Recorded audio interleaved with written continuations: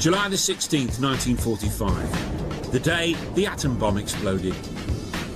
Everyone agrees that this was an historic day. But some people believe it was also the day an alien conspiracy to take over our planet began. You see, apparently, this was an event which didn't just get noticed here on Earth. The shockwaves were felt across our galaxy and beyond. Ever since the UFO phenomenon sort of exploded into public consciousness in the mid-late 1940s, people have wondered, you know, why now, why now? And of course, the first answer people came upon was that, well, now we have the atomic bomb. When we set off the first atomic bomb, there was such energy released that probably created ripples throughout our solar system, perhaps throughout the galaxy. And other advanced races out there kind of did a double take and went, oh my God, the kids have found the matches. It's true that it wasn't long after the nuclear blasts in the late 1940s that the first witness reports of UFOs began. I think it was from outer space, but friendly. According to the theory, these UFOs were alien craft who had arrived as an advanced guard. They were soon making contact with our rulers and negotiating terms. And if the theory is to be believed, an international conspiracy then began to hide any evidence of this contact. It's a cover-up which is still in full swing, or so some believe. Meet Peter Gersten, an all-American criminal lawyer. When he's not suing people and doing all the other things lawyers do, he's taking on the US government. And that's because ever since he was a boy, Gersten's been fascinated by UFOs. Some people would just go out and buy a toy ray gun, but not Gersten. Instead, he has spent much of his career trying to prove that the American government has been hiding its extensive knowledge of aliens and alien contact. I was the first and only attorney ever to bring any lawsuits against the US government for UFO-related documents that actually made it into court. His dogged persistence and knowledge of the American Freedom of Information laws eventually led to the release of hundreds of previously unseen documents. I must have brought about 10 lawsuits.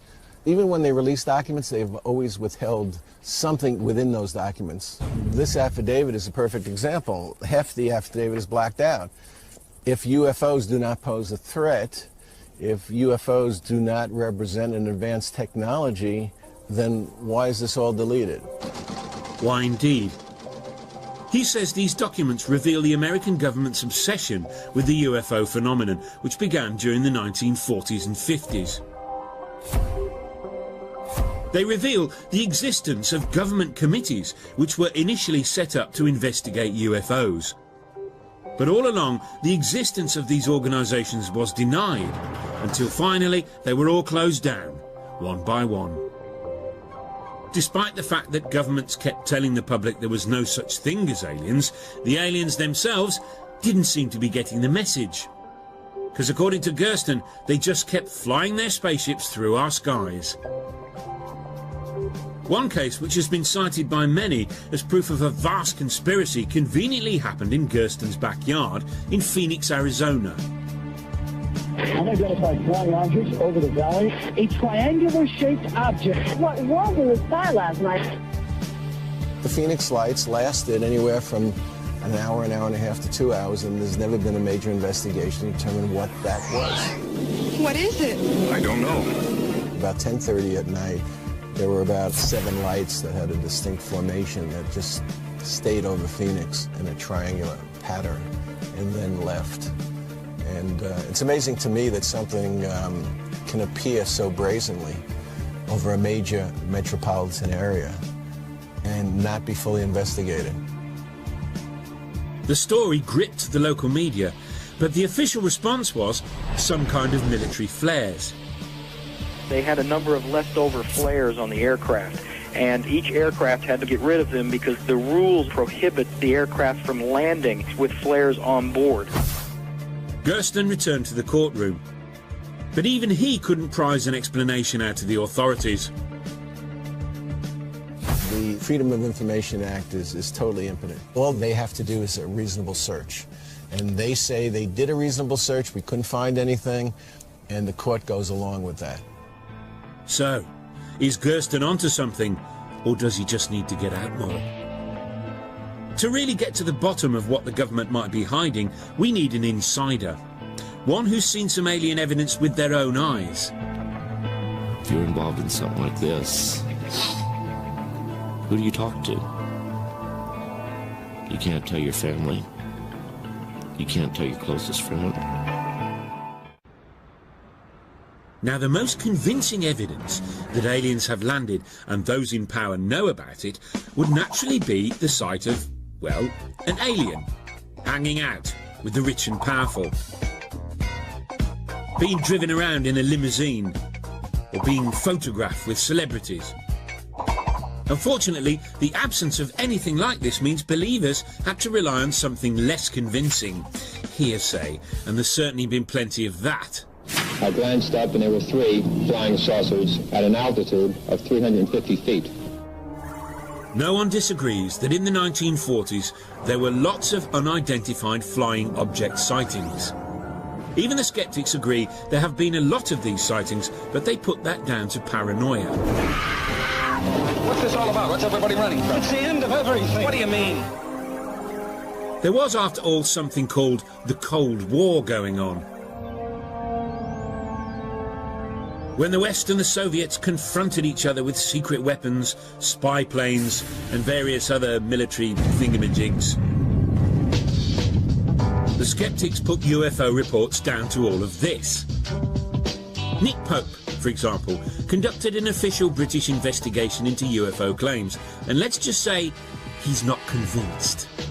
Nothing so far tends to give rise to any suggestion that extraterrestrials have visited the Earth. But it's often suggested that there's a huge conspiracy here and that the government's somehow covering up the truth about UFOs. Well, having headed the UFO project for 4 years, I can categorically say there's no truth in that whatsoever. For believers, though, the more governments deny, the deeper the cover-up must be. And instead they turn to people who have claimed to have seen for themselves evidence of an alien plot. Some of these witnesses say they even saw evidence of an elaborate government cover-up. You know, things like alien craft, soldiers picking over it, and aliens. Here's someone who says he saw exactly that. Clifford Stone spent over 20 years in the American Army. For most of that time, he had a desk job, but that's not to say nothing interesting happened to him. Because according to Stone, he was drafted into a top-secret operation. Its purpose, to retrieve downed Soviet satellites. I was involved in the activities that would recover crashes, debris thereof. Those operations were known as Project Moondust and Operation Bluefly. Those 2 projects dealt with 2 things: the recovery of objects of unknown origin or objects that survived re-entry into the Earth's atmosphere. Most of the recoveries were routine. But then in 1969, says Stone, his team were asked to investigate something that was very weird indeed. During that time, we got a call, and they stated that they needed us to put some people together because they had a plane or something that went down not too far from where we were at. When we got there, a person that I would later always call the Colonel, he was there, and he came up and he told me, he says, "Specialist, I need you to go ahead, take your Geiger counter, and I want you to take Geiger counter readings and call them back to us." Well, I was asking, well, what is it? And he went ahead and said, it's some type of Soviet spacecraft that crashed. Says, now, if you get there and you see anything unusual, you need to keep in mind that the Soviets put monkeys, just like we do, in their craft. And as a result of that, if you see any bodies, don't worry about it. It will be monkeys.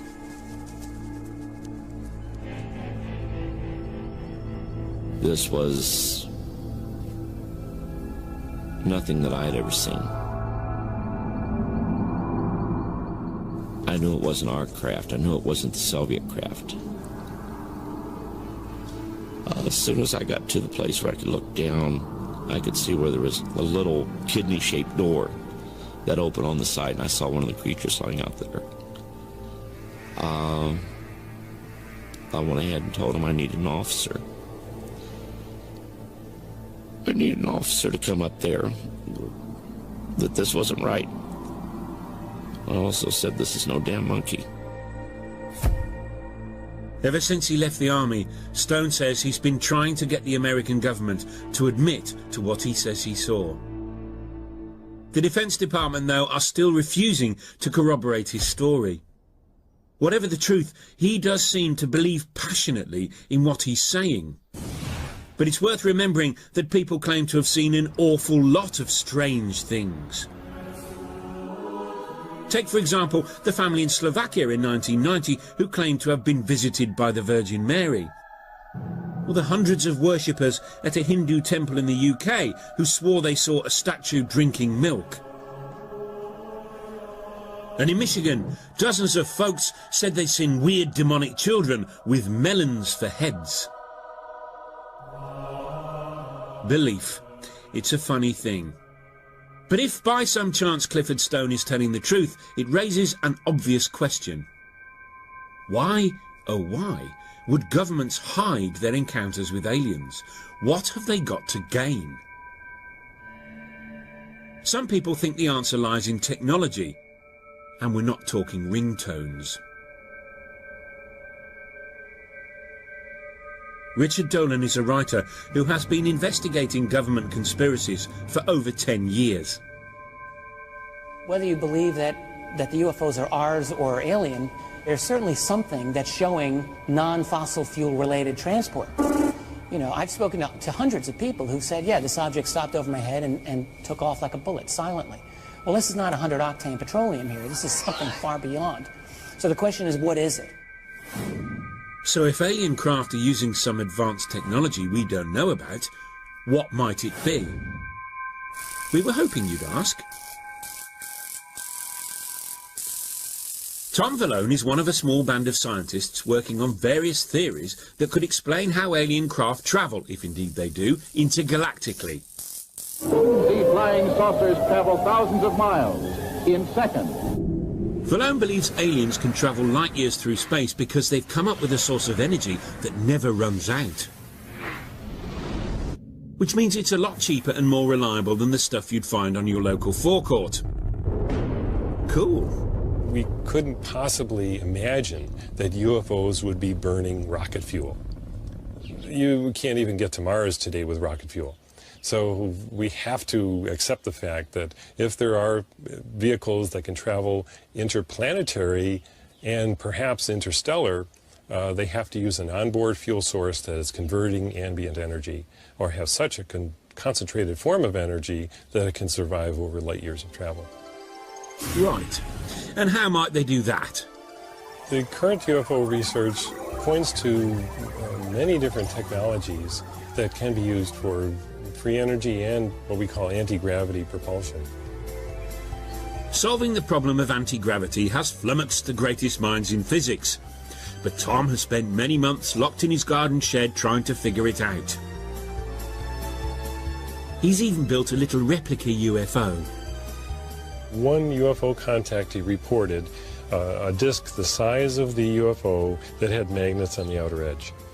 And so here we actually have a disc that has magnets on the outer edge that perhaps may be powered by some means that involve permanent magnets or some arrangement of permanent magnets. According to Vallone, the separate halves of UFOs might contra-rotate to create energy that can be harnessed to power the spaceship. The beauty of this energy is that it comes out of nowhere. You don't need to do anything so last century as actually burn fuel. In fact, it's like you're creating it out of thin air. You can see why Tom is still puzzling over it, can't you?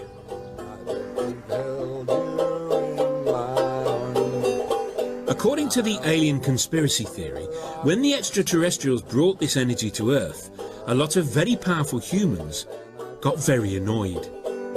My sunshine, my sunshine. Some people, like journalist Jim Mars, think those in power didn't want such limitless energy to become widely available. The spoil sports. Please don't take my sunshine away. Think of the ramifications. If a whole new energy technology was to come along that would just overnight replace gas and oil. The oil industry would collapse, the Middle East would collapse, the whole car industry would collapse. You know, I mean, it would be a severe upheaval in our society. In a world economy dominated by oil, Mars says this new kind of new energy would undermine powerful business interests. See, these folks, they don't care if we know there's aliens out there. What they care about is if we know there's aliens, then we know there's alternative technologies, and this could upset their monopolies. But Mars goes even further. He says the government and the powers that be started covering all this up even before the 1940s. We're on the way to Aurora, Texas, where legend has it that a spaceship crashed in 1897. This is the Texas Historical Commission, the state marker that I was telling you about. And it's the oldest known graves here, early 1860s. This site's also well known because of the legend that a spaceship crashed nearby in 1897, and the pilot killed in the crash was buried here. And the only caveat, of course, is the word legend. Okay, right up here under this oak tree is where the grave site is, but there's no marker, so I guess I'm one of the last people in the world to know precisely where the grave is. And now that you know, I guess you'll have to be killed. It was right here. Someone stole the marker back in 1973. We figured the government did it. And I have reason to believe that's true because not too long back I met a woman who grew up around here by the cemetery, and she said that she had encountered federal officers in this cemetery, and I said, oh yeah, that was probably back in 73, and she said, no, this is back in the 50s when I was a little girl.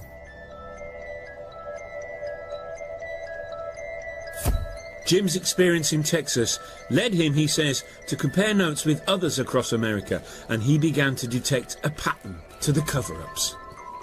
Ah, you were wondering how long it would take to get to the men in black? Well, here they come. If someone has a UFO-connected experience, then sometimes they are visited by strange men in black suits who, number one, ask them, what exactly did you experience? And number two, tell them, if you know what's good for you, you won't talk about this. Now, let's just get this story right. According to Mars and many others, there's been a worldwide conspiracy to cover up contact with aliens because governments don't want to reveal the technology they learned from these extraterrestrials.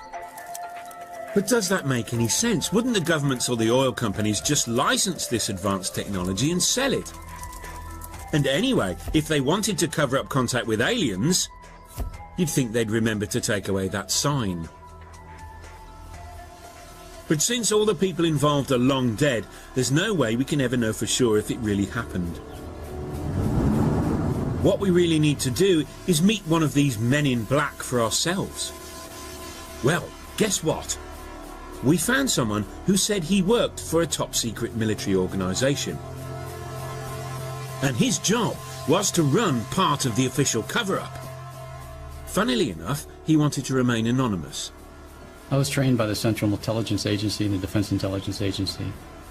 During my DIA career, I investigated unidentified flying object sightings throughout the southwestern part of the United States. We did conduct counterintelligence operations against people that were close to obtaining the truth about classified programs. Some might call the operations disinformation, but whatever you call it, it was a legitimate form of putting the wrong people away from the classified programs. This alleged secret agent wouldn't tell us exactly why the military wanted to hide their contact with aliens, although there were dark hints of a military-alien alliance, and he was happy to admit he'd met many an alien in his time. They're about 4 foot, and they have the classical large eyes. They come from a planet with apparently a very bright sun, so they have double eyelids, have no ears per se, just have a opening on each side of their head, same as nose, mouth, no teeth, simple internal organs, heart and lungs, basically the same organ, simple digestive system.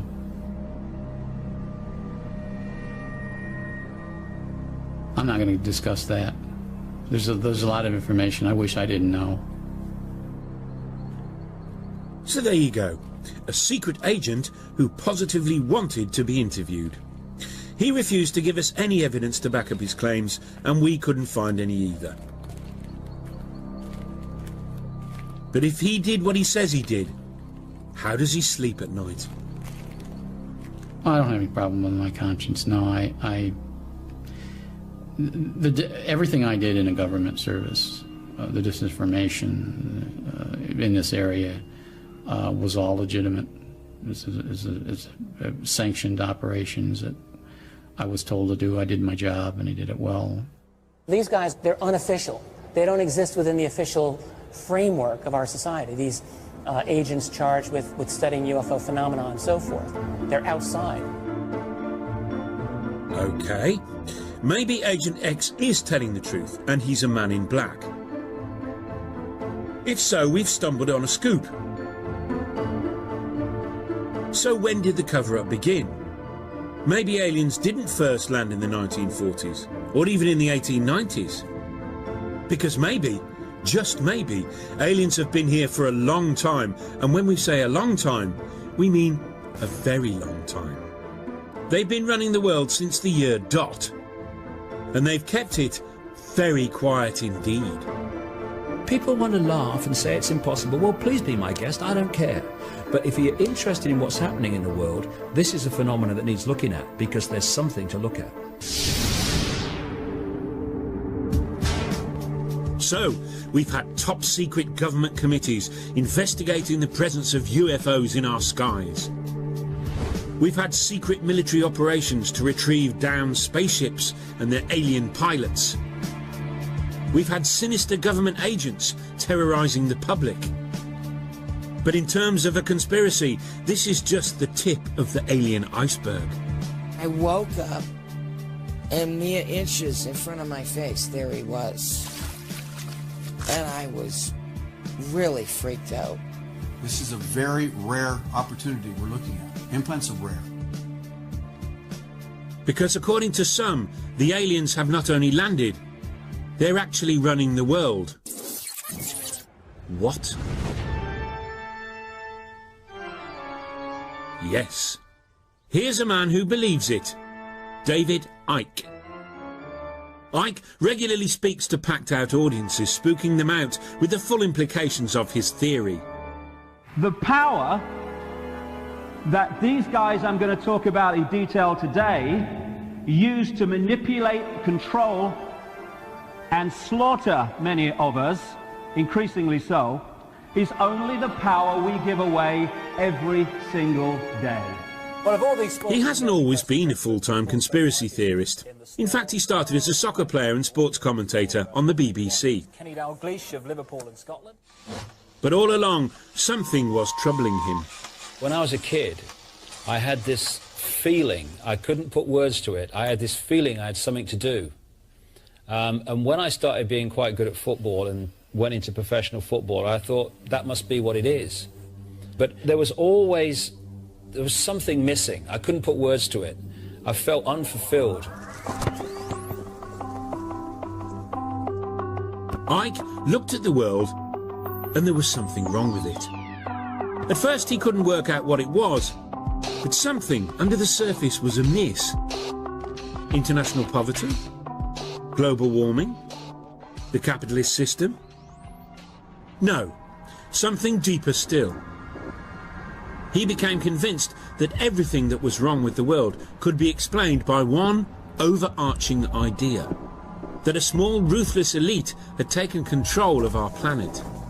It's claimed it is made up of a highly secretive group of families who exercise absolute control over world politics and economics. Its name? The Illuminati. Well, the name Illuminati comes from the phrase the illuminated ones, which is extremely appropriate because they are illuminated into knowledge that they keep from the rest of the people. Ike was convinced that these families were no ordinary power-crazed tyrannical elite. Oh no. There was just one small detail which distinguished them from the rest of us. What I've done is ask the next question, which is, where did the Illuminati come from, and who controls them? And you go back into thousands of years BC, and you start to pick up another common theme, which is of interbreeding between humans and a non-human race. I am from another planet, outside your galaxy. I'm sorry, I just don't understand. Ike claims thousands of years ago aliens arrived on Earth and probably interbred with the leading families of ancient primitive societies, creating alien-human hybrids. These hybrids and their descendants control the planet and everything on it. And if that wasn't scary enough, Ike says that they live in disguise amongst us, they live for hundreds of years, and they eat human flesh. Nobody's perfect. And in case you've been wondering, their sacred symbol is the pyramid, which is why, according to Ike, it's no accident that pyramid-shaped buildings are found from Mexico and Peru to Egypt and ancient Babylon. And how do we know about these guys? Well, according to Ike, this most top secret of secret societies uses special codes to communicate, using their own sacred images of the pyramid. On the dollar bill, you have an ancient Illuminati symbol, which symbolizes perfectly what I'm talking about. It's the pyramid structure, and at the top you've got the all-seeing eye, the capstone of the pyramid, the illuminated ones, illuminated into knowledge they keep from the rest of the population. Now, quite why the most secretive beings on the planet use the least secretive place to communicate, no one seems to know. Such details haven't stopped David Icke selling thousands of books, although there has been criticism of his use of the word Illuminati. The same term was used in the past by right-wing extremists to describe a worldwide conspiracy run by Marxists, Freemasons and Jews. And some have claimed that he is just tapping into old extreme paranoias. So who are the alien-human hybrids, and how would we spot one if we saw it? Well, apparently they include George Bush, Tony Blair and even the Queen of England. And we thought she was just German. Apparently they are all descendants of the original alien hybrids. What you have, in effect, is the Illuminati families being the genetic representatives on this planet of these serpent gods. Serpents? Yes, the aliens who came down to Earth long, long ago didn't look like the Queen of England. In fact, they were serpent, lizardy sorts. And even when they interbred, the old reptile bit just wouldn't disappear. Well, I think the answer to why reptiles is why not. It's just a form through which people express themselves, or entities, consciousness expresses themselves. The Illuminati cover up their reptilian nature with a human disguise. But occasionally, though, the effort of hiding their slithery selves becomes too much, and the mask drops. Let me see you as you really are. People find it difficult to perceive of a two-legged reptilian entity with what we would call an intelligent mind. But I have talked to hundreds and hundreds of people all over the world. I've been to more than 40 countries researching this, who have told me the same basic recurring story. of seeing people, often in positions of power, but not always, change from a human into a reptilian form and then go back again. Sometimes it's for a few seconds, sometimes it's for longer. Icke's theory has turned him into a superstar in the conspiracy world. But some more mainstream ufologists are skeptical about his theories. Having worked in the fields of public relations and communication, I'm not sure that I'm going to win friends and influence people by calling the Queen Mother of England a 200-year-old reptilian cannibal. Whatever the truth, there's no doubt that Icke has tapped into something which people have often felt, the sense that their lives and their society are not under their control. But it's arguable whether those fears are calmed by imagining the world is run by lizards. Icke's theory that lizards are in control has had one notable effect. Whereas 20 or 30 years ago, alien sightings tended to be all about little green men, alien sighting stories have now begun to change. Now lizard sightings are all the rage. Mona Kempka, for example, is a fan of Icke. She's read all his books. And rather coincidentally, she has also seen lizards. They come visiting. My name is Mona Kempka. I'm 55 years old. I've been a psychiatric nurse for 30 years. I've lived alone for the last 10 years. 12 years ago, Mona had her first reptilian experience. In 1994, a reptoid appeared in my living room. 6'3", thin waist, giant muscular legs. This being could kill 5 men with a swat. I was asleep because I worked the night shift. And I woke up, and mere inches in front of my face, there he was. And I was really freaked out. I stood up in my bed screaming. He appeared to me for 6 seconds, and I was standing up in my bed, screaming, then he vanished. And I just sat down in my bed, and I started laughing hysterically. It wasn't because I thought it was funny, I was just hysterical. I didn't know who to call. I thought even my own mother would not believe this, you know. So what's going on? Has Mona seen a reptoid alien, or does she just think she has? Or did the books she read by Icke play their part? I mean, I don't believe everything I read. I take it all in and try to make my own decisions. But David Icke's on the money. And I don't even know David Icke. I'm just telling you, I'm glad this man is gaining momentum in this country. What would help convince the rest of us would be if Mona, or anyone, had found some physical evidence, say a bit of old lizard skin lying around. Sadly, there was none. But that doesn't mean to say that there isn't any physical evidence of aliens and their dastardly attempts to control the world. Well, not if you believe this man. He says he's found it. You cannot make claims of some strange entity in the midst of the night, or in broad daylight in some cases, actually came and abducted you and did various things and so on, without there being physical evidence of those claims. Daryl Sims' day job is as a private investigator in Texas. But he has another string to his bow.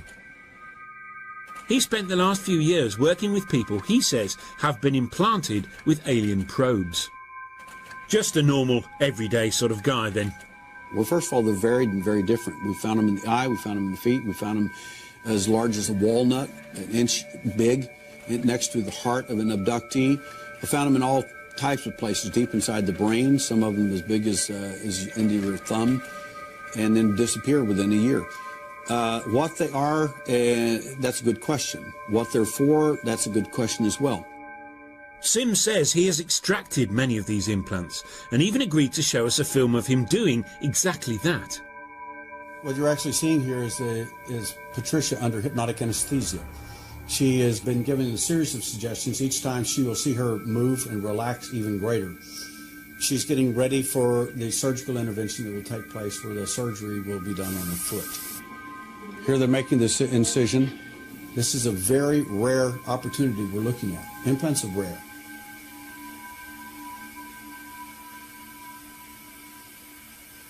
The surgery has taken over an hour. They can't find the object that they found so easily on X-ray.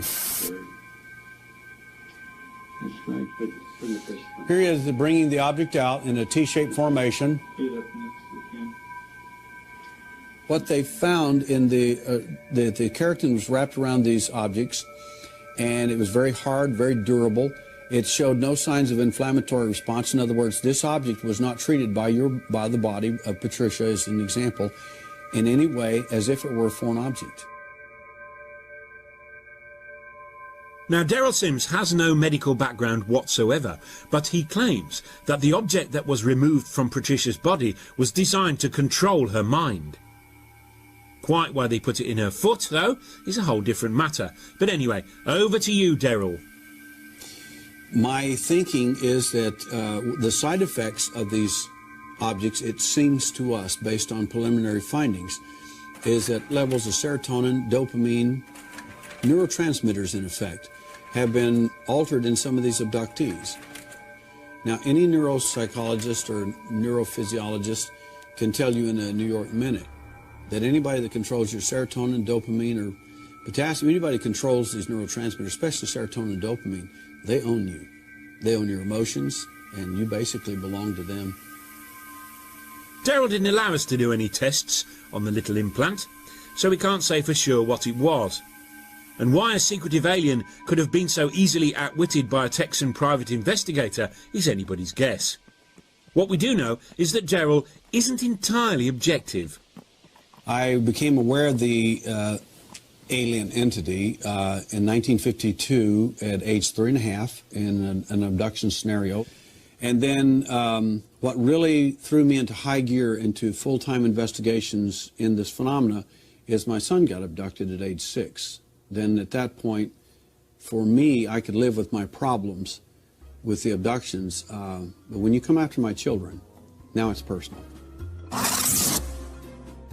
Alien lizard gods feeding off our own mistrust and fear. Alien implants that control our minds. Powerful alien-human hybrid families that run our world. Blimey. But one question keeps nagging. If some people are seeing aliens, why aren't we all? Perhaps the answer, unnervingly, lies in modern science. People are starting to realise that the world is not just a little bit different to what they thought it was. It's actually nothing like they thought it was. We've come a long way in our understanding of the UFO phenomena, but we still don't have a definitive answer. In the 50s, the big question was, do they come from Mars or do they come from Venus? By the 90s and today, we're even more sophisticated, and the question today becomes, do they come from another dimension? Most skeptical, rational people will never believe that aliens control us and our planet without some conclusive evidence. But what if it was impossible to come up with evidence? Because the way we see the world is itself flawed.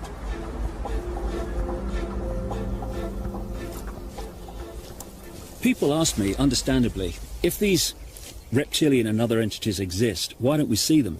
Well, it's to do with frequency. For instance, if I turn this radio on, I can get a station.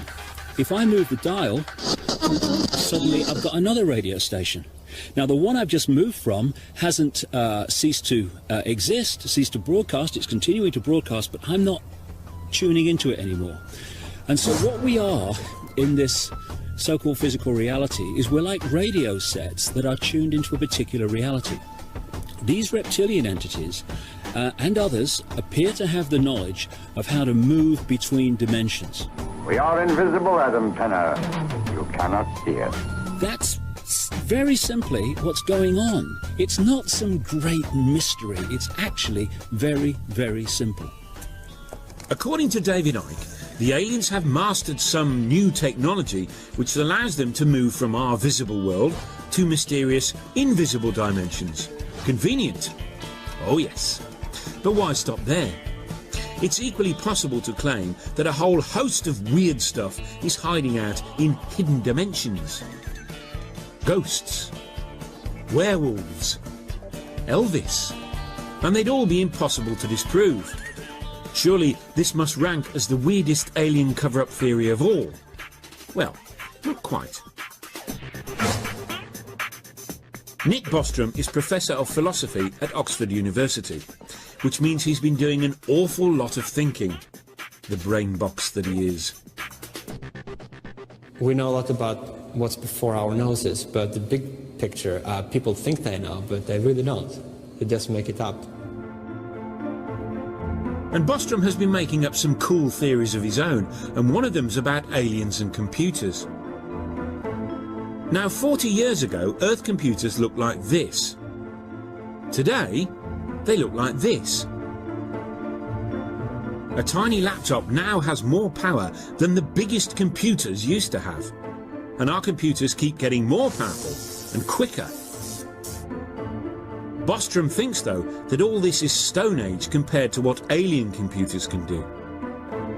In fact, their computers might be so advanced that he thinks we might all be living in them. Just like the Matrix.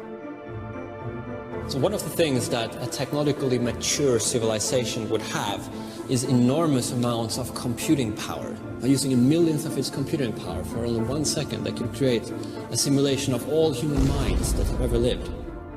And according to Bostrom, maybe virtual reality simulations would be so convincing that we might actually be living in one. So could we all be trapped in an alien PlayStation? We are almost certainly living in a computer simulation, meaning that all this world that we see around us, everything we experience and everything we do takes place in a virtual simulated reality that is implemented and running on a computer built by some technologically extremely advanced civilization. I have come to feel that we live in a kind of matrix-like world.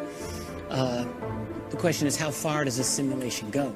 I don't trust anything in this reality. I think it's an illusion. It's a holographic reality. It's the product of somebody's technology or something's technology.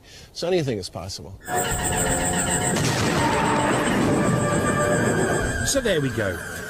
For a century or more, people worried that aliens might leave their own planet and come and conquer ours. This fear spawned a series of elaborate conspiracy theories, some involving the military, some involving a government cover-up.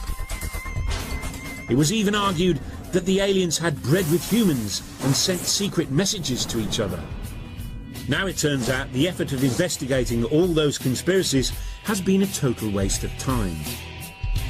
For planet Earth and everything on it, and indeed everything in the whole of our reality, could be just a product of an alien computer game. They didn't need to travel here to take us over. They got us to travel to them. So smile. Because somewhere, in another galaxy, something is watching you.